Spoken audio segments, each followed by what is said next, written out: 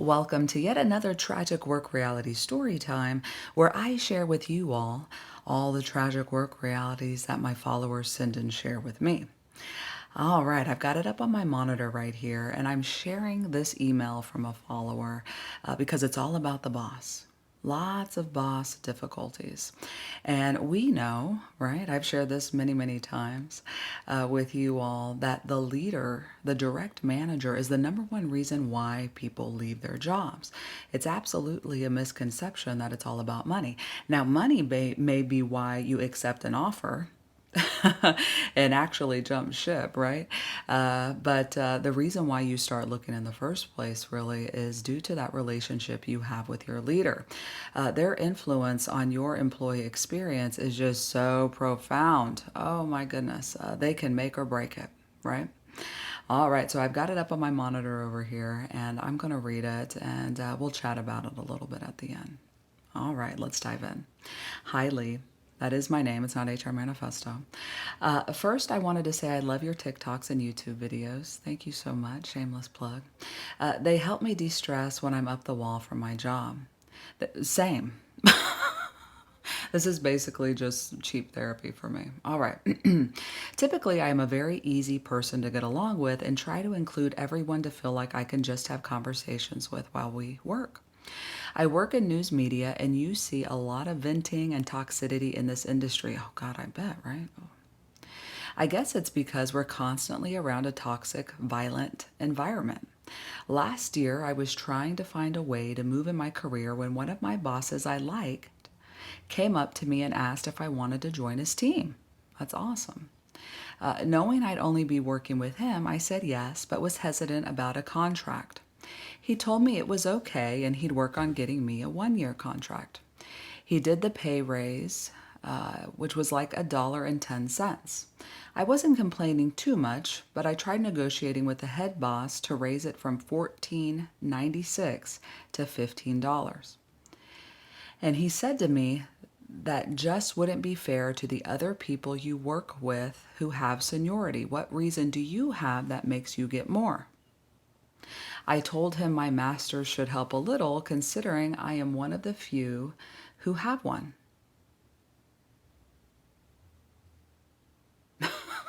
4 cents, really? If you are in staffing or a leader, just round up. Seriously, just round up. And that's why we have ranges, right? It is okay for someone, especially this is an internal employee even, it's not even really an external, to create some sort of compression issue or internal equity issue. Anyway, I digress. But it's okay for people to be paid different things, right? Because people come into jobs with all sorts of experiences, degrees, other positions that they've held, right, that could be incredibly impactful and well leveraged in your organization. I'm not a fan of everyone gets paid the same, right? It really should be based on some skills and abilities. And that's why we have pay ranges, right? And so as long as you're paying within the range of something, that's fantastic. But there should be some sort of flexibility there. This person has a master's already performing, internal. My goodness, you can't raise it 4 cents? That irked me off. That irked me for the follower here. That kind of got me, I'll be honest with you. Anyway, I begrudgingly signed. Yeah, it should be a positive, awesome experience. Flex. If you're the employer, flex. It's 4 frickin' cents, okay? But good on this person for negotiating. And I'm going to be filming a video on negotiation because I think it's really, really important. But good for them for asking the question. And they asked for 4 cents. You can't make someone feel good for, God, I wish that it only took 4 cents for me to make people feel good, you know? Anyways, let me get off that and continue. But you can tell it pisses me off because, come on, this should be awesome. You shouldn't have to begrudgingly sign anything. That's my point, right? You want everyone to just start feeling fan-frickin-tastic about this new role. Anyway, I begrudgingly signed, and 2 years after, I find out, 2 years, my bad, 2 weeks after, 2 whole weeks, only 2 weeks after, I find out from my boss, the new boss, remember, who I signed for, was getting a promotion and no longer going to be working with me and educating me in my position. All right, so you kind of see where this is going here. I personally, and I think it's a great idea to accept a position based on the manager that you're going to be working with, right? It's not one of the, it's not one, it's just one of, it's not the only reason why you would take a new job, right? Because things like this happen. People move on. If you have an awesome manager that you are, going to be working for, chances are if they're awesome, they're going to be promoted. They're going to be moving on, right? Because that employer is going to want to leverage their skill sets all over the place and probably already have been. And so I love joining a great manager like right when they start, because then it's like, ooh, we're on this journey together. So that's one reason why you would take a position, because you want to work for people that you can emulate, that you can develop under, that are modeling the right things to do, the right things not to do. Very powerful learning as well. And so highly recommend chasing leaders. But the caveat is, again, if they're awesome, they probably aren't sticking around a lot. So it's a great idea and recommended, and I do this. How long do you think you may be in this position? You got to ask those questions. How long have you been in this position? Oh my goodness. How often do you move around to different positions? Go stalk them on LinkedIn, right? So you can see what you're dealing with from a time and role perspective. Because boy, it has bit me before. It has bit me before when I've inherited a leader. So I hired under an awesome leader, and then I inherited, I was going to say something not so nice. But yeah. All right. So I'll repeat that sentence because I interrupted that sentence like 50 times. Anyways, I begrudgingly signed, and 2 weeks after, I find out from my boss, who I signed for, that they were getting a promotion and no longer going to be working with me and educating me in my new position. Heartbreaking. I felt like him getting to sign me was an entrapment. After he left, another digital producer quit, and I, along with my colleague, were the only two keeping our department afloat. We worked with little to no help from the other managers and departments for almost 5 months when our new manager arrived. And sometimes you will see this where managers, especially if they all of a sudden they're doing a lot of hiring, like they're trying to tie off loose ends before perhaps they can move on. But very, very disingenuous of this person, if they knew that they were leaving, maybe they didn't, but they probably did, right, to not share that. Right, so you could see, he says, he uses the word entrapment, very strong language. Have you been there before? Drop it in the comments and tell me what you did about it. I have, and it sucked. All right. He swore he was going to make us happy and help us get past the burnout. This is the new manager. All we had to do was come to him and he'd make it happen. He hired a new person who usually kept to herself, but when I gave her advice, she and I got in this huge fight in front of the weekend crew, and no manager heard. After that, he hired another person, and the day he did, the one and only good coworker that kept me sane quit. She got a better job. I was proud that she got out, but now I had no ally. Oh, gosh. I kept quiet till my boss wanted to talk to me about my resigned contract. I essentially laid it out that I want out and I have no interest in moving up. But then he made me feel bad about that discussion, and the next morning I said, just smile and nod. Keep him happy while I look for another job in my dream setting, academia. Right? Like, gosh, it's just the things you tell yourself. Okay, like, just stick it out. Oh, you start looking. You'll get through this. Oh. I signed the 6-month contract, crossed out the 30-day notice if I got fired or quit, and wrote 14. So sometimes, see, we continue in the situation. We're like, okay, fine. We acquiesce because we're just going to tough it out until something better comes along, until we find something. Honestly, the best time to look for a new job is when you still have a job. Trust me, I've done both. I looked for a job not having one, and I've looked for a job while having one. That one's a little better. That one seems to work out a little better. So if you can help it, the best time is absolutely when you're still employed. So just, you know, shift that perception, get into the right mindset mentally, go for it.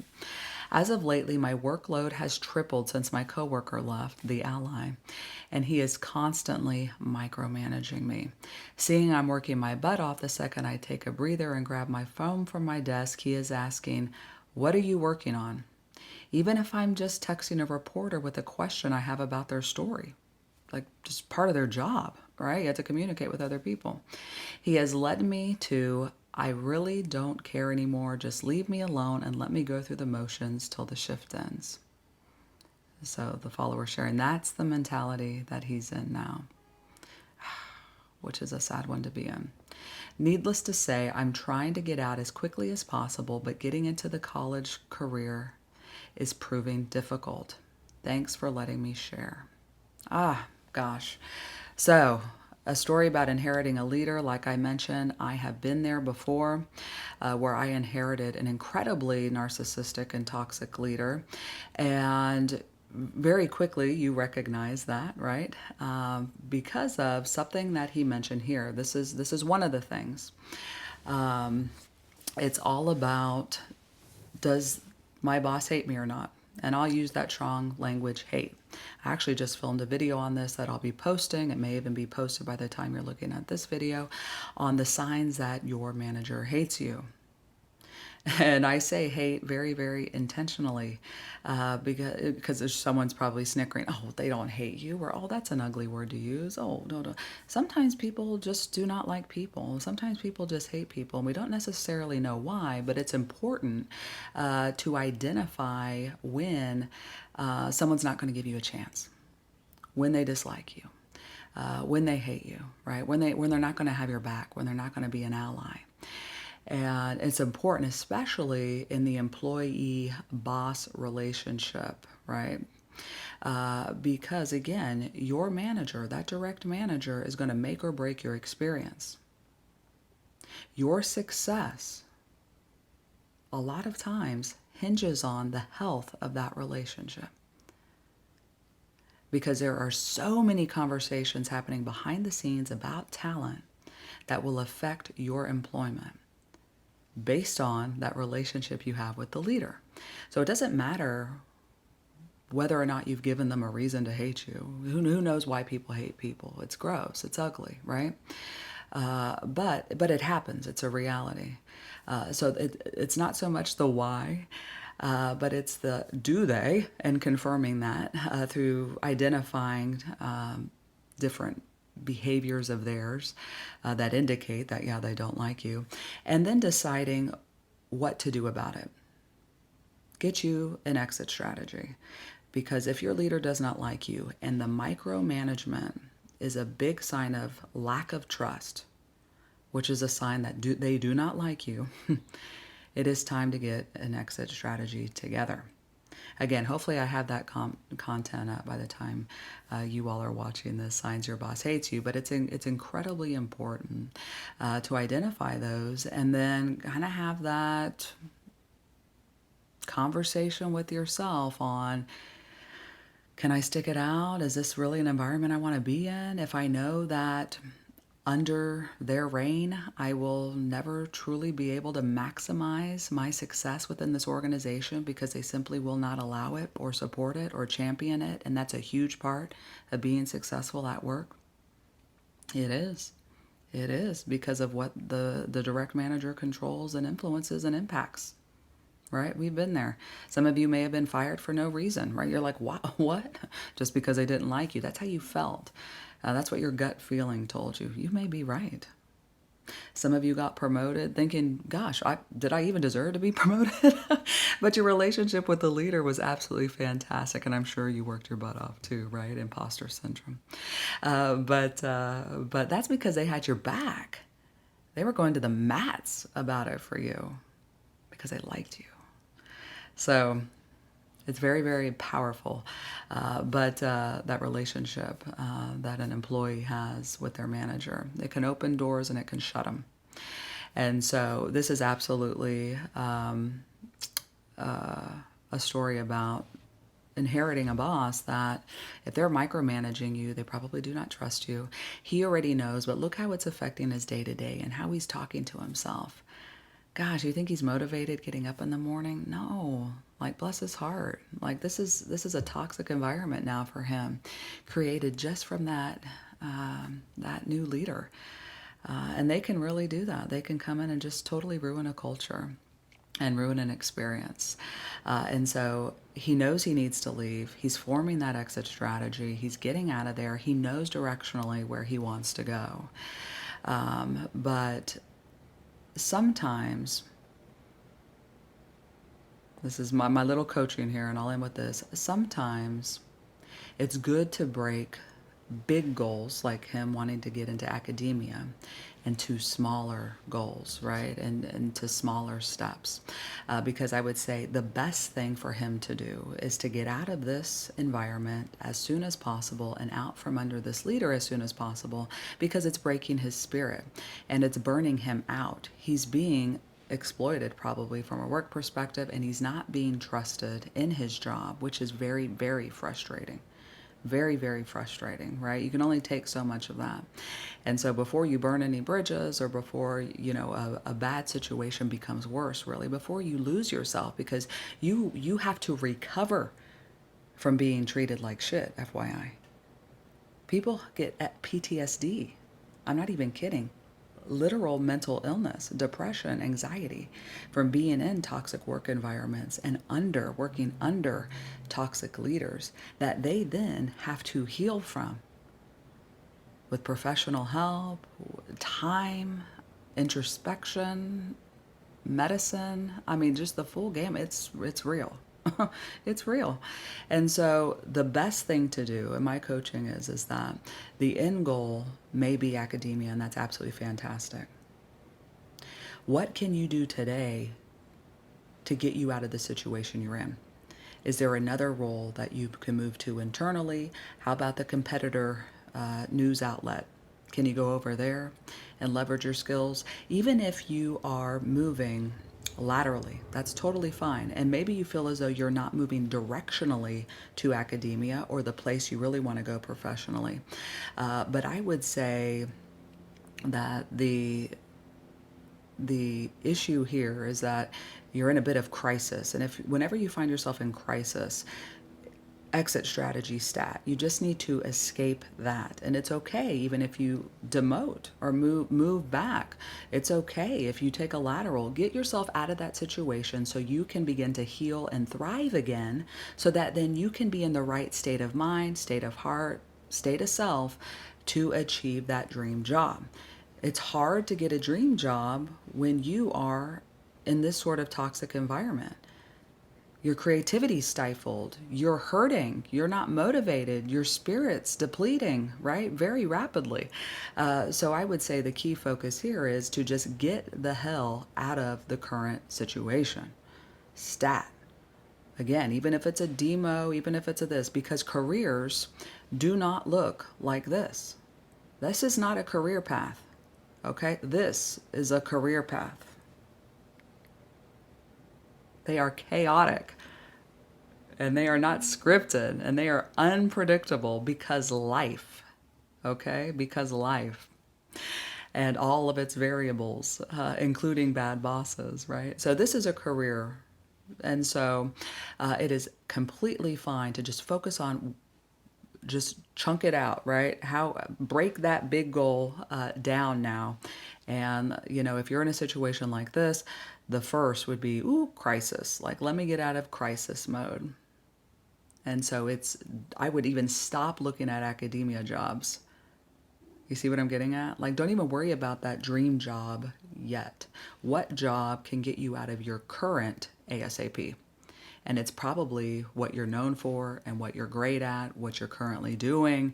And so maybe look for jobs like that to get you somewhere fantastic, to where then you can network and get to the next goal in academia, right? Or whatever the eventual end goal is. So it doesn't have to be all or nothing. It doesn't have to be I'm here right now and I have to get to that dream job ASAP stat. It can be, ooh, let me just get out of this toxic environment to a position that's like or similar to what I'm in now, so that I can network, so then I can feel better, be motivated, be inspired again, get creative again, have someone that's advocating for me internally here. You see what I'm saying? Yeah, yeah. So again, it sucks to inherit a bad boss. And so I cross my fingers for all of you all. If you inherit a leader, the leader you didn't hire under, I hope they are all sunshine and roses for each and every one of you all and myself moving forward. But I hope you got something from this. Thank you so much for watching. I hope you feel inspired and motivated. Subscribe, like, follow, all of that stuff. Thank you so much. You all take care.